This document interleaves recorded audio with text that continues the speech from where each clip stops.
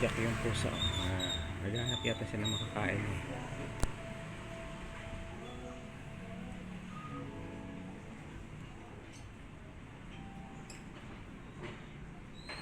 Hanap siya ng makakain niya.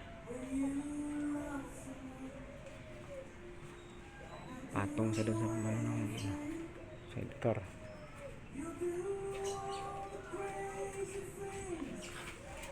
Ang pusang itim. Bumaba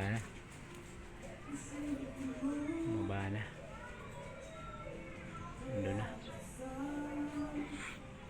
Bumaba na. Ando naman siya ngayon sa basurahan.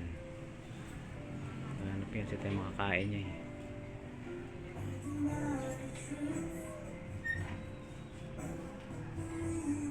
Naghanap siya ng makakain ng pusang itim.